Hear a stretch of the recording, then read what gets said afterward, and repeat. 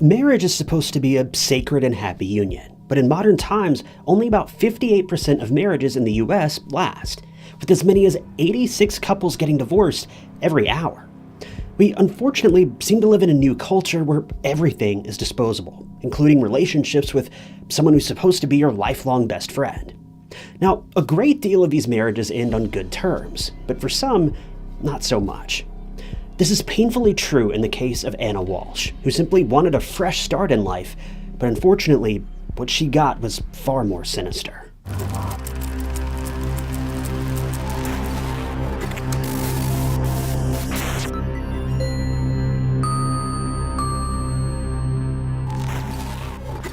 "39-year-old Anna Walshe was born in Belgrade, Serbia, and after graduating from high school, she attended the University of Belgrade, where she obtained a French Language and Literature Bachelor of Arts.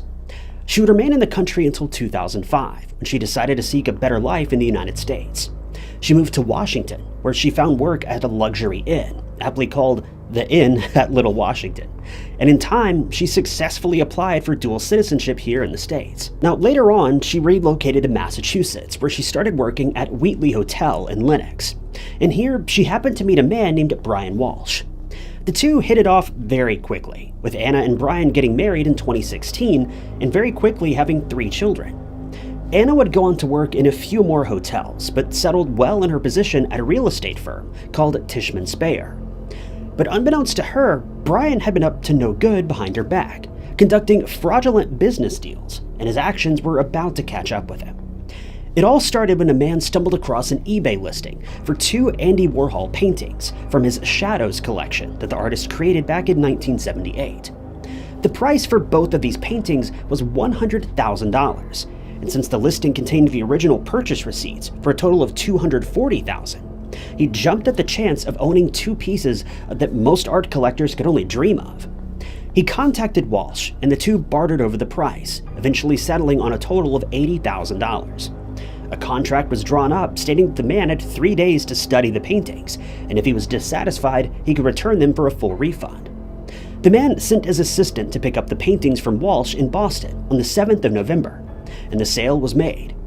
Walshe immediately deposited the $80,000 check into his bank account, and over the next 2 weeks, he withdrew just over $33,000 of that money.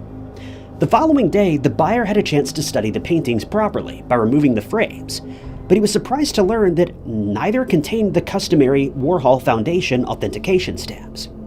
Furthermore, he became suspicious that the paintings might be fakes when he noticed that the staples used to affix them to the canvas looked brand new, which would not have been the case had they been added in 1978.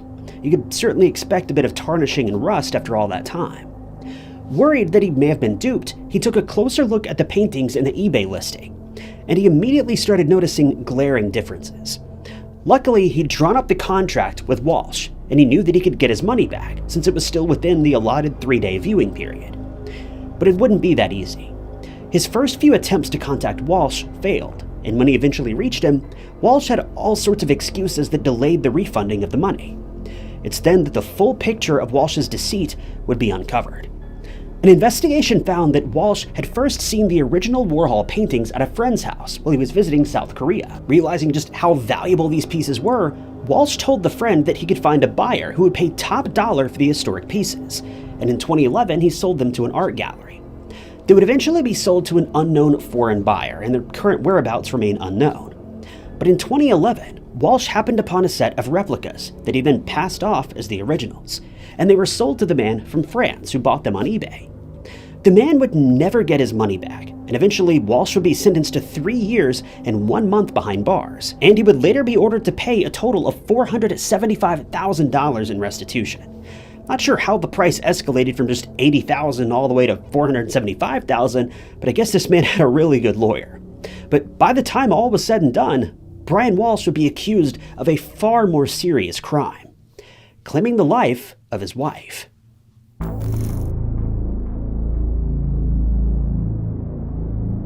By New Year's Day of 2023, Anna had made a name for herself at the Tishman Speyer and had achieved the position of real estate executive and regional general manager. But according to one of her family members, she called for a rideshare car to take her to Logan Airport since she was heading back to her place in Washington.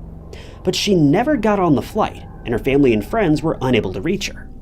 When she still hadn't reported for work 3 days later, on the 4th of January, her boss decided to file a missing persons report.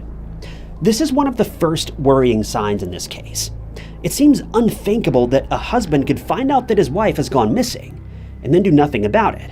But Brian Walshe seemed largely unconcerned and waited until someone else from her workplace filed a report with the Cohasset Police Department. This wasn't a good look for Brian. The subsequent investigation found that Anna was actually meant to fly back to Washington on the 3rd of January, but she was contacted about an emergency at one of the properties that she managed and had to change her plans to an earlier departure date. Investigators spoke to staff at the airport and quickly learned that Anna never boarded her plane. Furthermore, they were unable to find any proof that she had called for a rideshare car or that she'd ever set out for the airport in the first place. 6 days after she had gone missing, a search of the woods near Anna's house was carried out with the assistance of search dogs, air wing units, as well as search and rescue crews. But no sign of her or any of her belongings was found, despite the area being scoured for 2 full days. The next step was to search Anna's rental home in Washington, but all that was found here was her car. It was as if she'd simply vanished into thin air without explanation. Investigators, determined to find out what happened to her, checked Anna's bank accounts, credit card, and phone activity, as well as her social media accounts, but learned that none of these had seen any activity since the day that she disappeared. When Brian was questioned, he stated that on the 1st of January, he'd been driving to his mother's house in Swampscott, but that he'd somehow lost his bearings, and before he knew it, he'd become lost. While this story made a small amount of sense, investigators just weren't buying it. To them, something seemed off. This led them to obtain a search warrant for the couple's home, and here they uncovered some disturbing evidence that would begin to paint a clearer picture of what had happened that day. In the house's basement, they came across a knife that had blood on its blade, and furthermore, they found more blood on the floor. With this new evidence in hand, they decided to look into Brian's alibi that he'd been traveling that day. And it didn't take long to discover that he'd been lying. He never made this trip to his mother's house, but instead spent some time at a Home Depot store, where he bought around $450 worth of supplies, including duct tape and mops. I think you probably know where this is going from here. On the 6th of January, just days after the search took place, firefighters were dispatched to the family's home after a fire was reported at about 2:15 p.m. Pretty convenient timing. When officers arrived at the property, they found it ablaze, but luckily no one was injured, as Brian and the 3 children made it out safely. The cause of the fire was investigated, but eventually found to not be suspicious, yet it was certainly suspiciously convenient.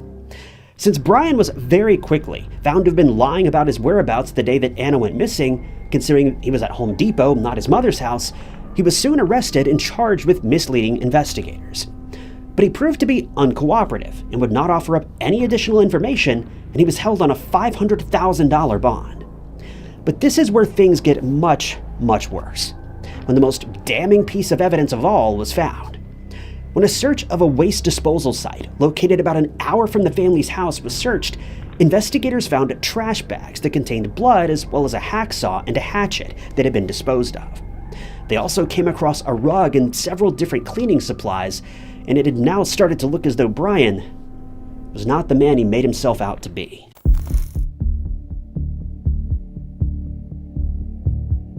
After his arrest, Brian Walshe claimed that he'd been to a CVS drugstore and a Whole Foods in Swampscott on the day that Anna went missing.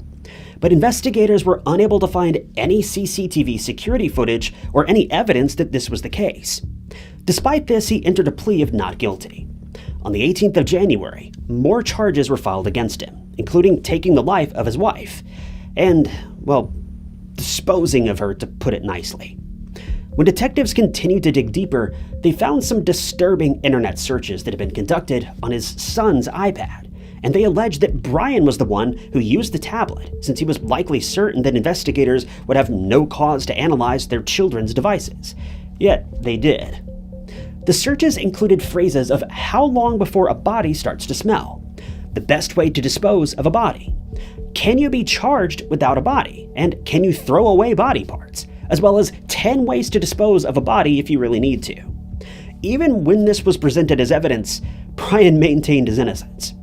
Brian's case was damaged even further when it came to light that he'd made some serious threats against Anna in 2014, before they'd gotten married, and just after she divorced her first husband, Mark Knipp. In a phone call that lasted several minutes, he threatened to kill her and one of her friends for reasons unknown to investigators. Anna was asked to file charges against him, but she declined, and a year later they were married. And that's just so wild to me. I can't even imagine how that discussion must have played out, and how Anna could have moved on from such serious threats. But to each their own, I guess. But getting back to the case at hand, some discrepancies were found in the police log regarding Anna's disappearance being reported. The log stated that the police were contacted by the head of security for Tishman Speyer. This person had contacted Brian when Anna didn't show up for work as planned, and was surprised to learn that he hadn't reported her missing yet. But the police log showed that the company and Brian filed missing person reports at the same time, which simply wasn't the case, and police knew this for a fact. So why did the documentation claim such a thing? Brian's attorney argued that Brian was the one who contacted the company when he couldn't get in touch with Anna, suggesting that the employee who made those statements was being untruthful, or that he was simply mistaken. Brian and his lawyer claimed that the company only contacted the police after Brian made them aware of Anna's disappearance, even though this obviously wasn't true. The defense then asked that Brian be released on $250,000 bail, stating that it's the law in Massachusetts that a person can't be presumed deceased for at least 7 years, since there's no law against willingly disappearing. They added that no body had been found despite extensive searches being carried out, and that no motive or weapon had been uncovered. But this wasn't quite true, as was soon revealed by the prosecution. The prosecution argued that Brian had grown suspicious of Anna in December, just weeks before she disappeared, since he'd started worrying that she was having an affair with another man. He'd grown so paranoid over this that he started accessing the Instagram page of one particular male friend of hers, and he'd convinced himself that she was getting ready to leave him. He discussed the situation with his mother, who then advised him to hire a private investigator, which he then did. But despite Brian's suspicions, the detective found no evidence that she'd been unfaithful, and essentially it was all in his head. The prosecution added that Anna had spoken to one of her friends and stated that she was considering ending the marriage after the whole situation came out about the Andy Warhol paintings. But she would obviously never be able to stick around to make this decision once and for all. Another friend told investigators that during a dinner meeting on the 28th of December, Anna had become uncharacteristically emotional, as she was certain that Brian would be sent to prison for his dishonesty. She added that if he was incarcerated, she would be moving to Washington permanently with their 3 children, leaving him behind. But things would only get more rocky and more convoluted when it would later come to light that Anna had indeed been seeing another man. But he described their relationship as being at the level of dating rather than intimate.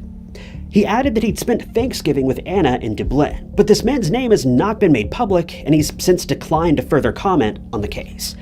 But if I were Brian, I'd be getting my money back from that private investigator. But then there was the matter of Anna's life insurance policies, which were worth over $2.7 million, and all listed Brian as the sole beneficiary. If Brian had indeed ended Anna's life, he would certainly stand to gain a lot of money. But the defense argued that Brian had more than enough money on his own, and that the payouts from these policies would have made little difference to his financial situation. So for an insurance payout to be the motive behind her disappearance, well, that theory just didn't hold much water. Next, the prosecution focused on the Google searches that had been found on their son's iPad. They claimed that this was clear evidence that Brian had either planned the crime well ahead of time, or that he'd been looking for a way of disposing of Anna's remains after he carried out the heinous act. They revealed that he'd also searched Google using phrases that included "best hacksaw to dismember" and "can you identify a body with broken teeth?" They also pointed to CCTV footage of Brian as he was purchasing rugs, cleaning products, a tarp, a Tyvek suit, and a hatchet at the Home Depot in Rockland. It's just so incredibly nuts that this man just walked out the front door of a Home Depot while carrying all these items, and no one even batted an eye. Whether he was under investigation or not, this would be suspicious for just about anyone to make off with. Investigators also revealed that Brian was captured by CCTV cameras in Abington and Brockton while disposing of more than a dozen large trash bags at a complex about 45 minutes away from the family's home. Unfortunately, those trash bags could never be retrieved as they were picked up by trash collectors and incinerated.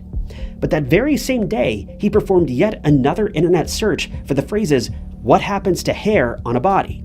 and "Can baking soda mask or make a body smell good?" But the defense claimed that these searches were meaningless as far as the charges against their client were concerned.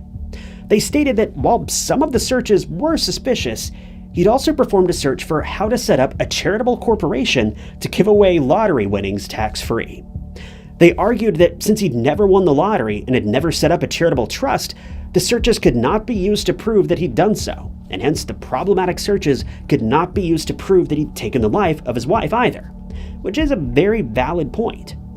But the detectives hit back with further evidence that had been found, which centered on additional internet searches that Brian had performed. He searched how to mix ammonia, how long a person should be missing before they're declared deceased, how to clean up a crime scene, and how to dispose of a body. Furthermore, he searched how to remove a SIM card from a phone, the locations of different apartment complexes in Brockton, as well as the names of crime scene cleanup companies, how blood is detected at a crime scene, and how one would go about removing bloodstains from concrete. When asked about these searches during questioning, Brian quite unbelievably blamed them on his son, since the tablet belonged to him. But he was unable to explain how a 6-year-old child could perform those searches without making a single spelling error. This was a question Brian couldn't answer.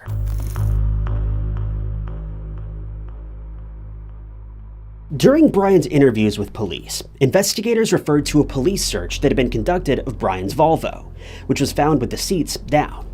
It had also been lined on the inside with plastic, and upon closer inspection, investigators believed that he'd recently vacuumed the carpet. Shortly after this search was carried out, he traveled to his mother's house in Swampscott, where he placed 10 trash bags into a dumpster, located in the apartment complex where she lived. Those bags were retrieved by police, who then discovered the cleaning supplies, hacksaw, towels, and a receipt for a COVID-19 vaccine. But the most crucial was the discovery of some of Anna's personal belongings. The bags were also found to contain a pair of boots that Anna was last seen wearing, as well as a part of one of her necklaces, a COVID-19 vaccination card in her name, her Hermes watch, car keys, her coat, and her Prada purse. This resulted in the house being searched, and the bloody knife being found in the basement along with the further evidence. When DNA tests were done on the Tyvek suit that he'd purchased, it was found to contain traces of Anna's DNA. But the defense argued that this was not enough to prove that Brian had ended her life, since the match wasn't considered complete. Her DNA legitimately could have ended up on that suit for a million different reasons. Then there was the fact that Brian was still under house arrest thanks to the art fraud charges that he'd been accused of. He'd been given permission to take his children to school, but was otherwise advised to stay home. When CCTV footage was discovered showing him shopping for supplies in different stores, it became obvious that he was willing to break the conditions of his house arrest to cover up what he had done, a seemingly desperate act that he would not have performed under normal circumstances. The court claimed that Brian went to even further lengths to cover his tracks. They referred to an email that had been sent to the police in Cohasset, which stated that Anna had been abducted.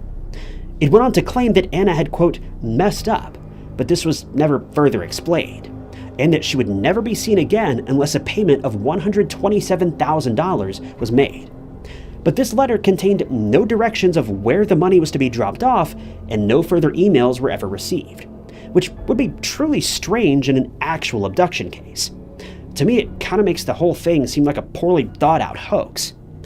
As the trial ticked on, Brian's bank account continued to slowly run down, and he'd been having to pay exorbitant amounts of money in legal fees. As he eventually fell into poverty, Brian could no longer afford a private attorney.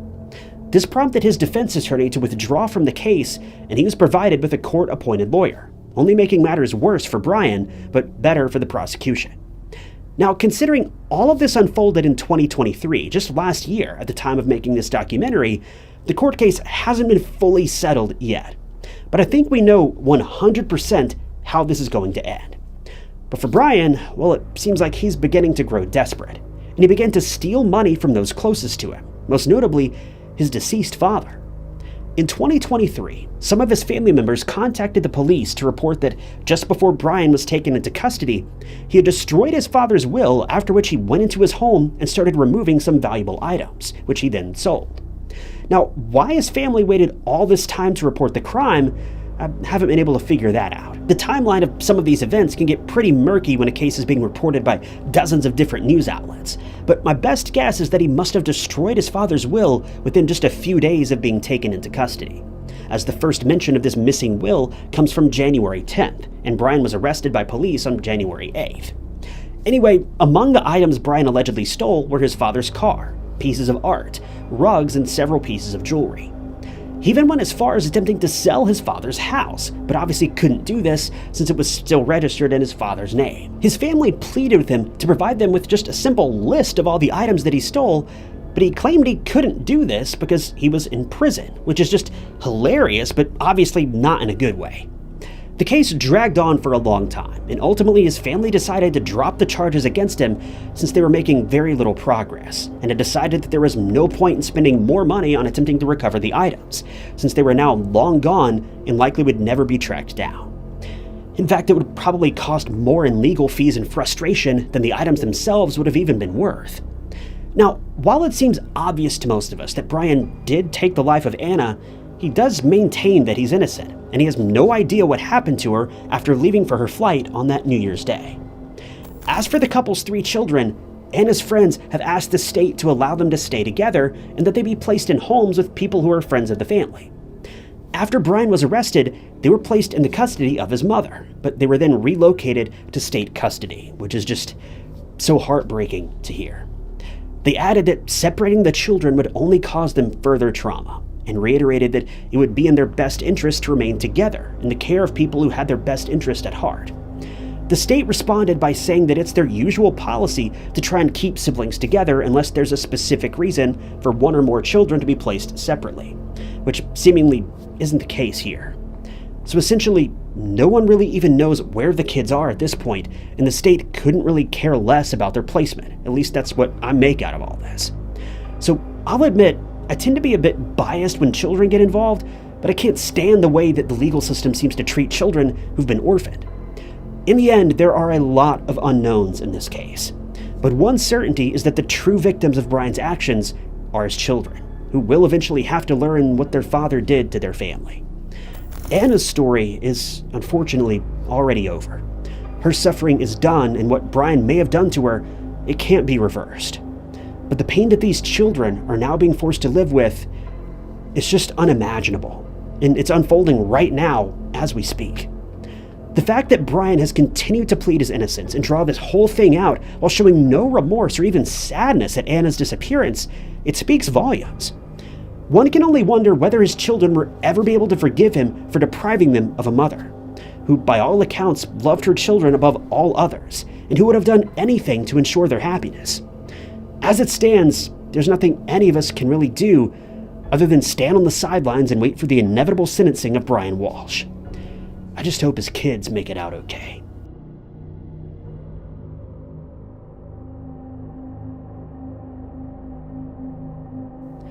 Thank you guys so much for tuning in to another episode of True Crime Stories. If you enjoyed this video, check out this other interesting case I covered, and don't forget to subscribe. It's totally free and keeps you up to date with all of my future videos. You can also click that join button below to help support the channel and see new videos long before everyone else does. But my name is Ty Knotts, and I'll catch you guys in the next one.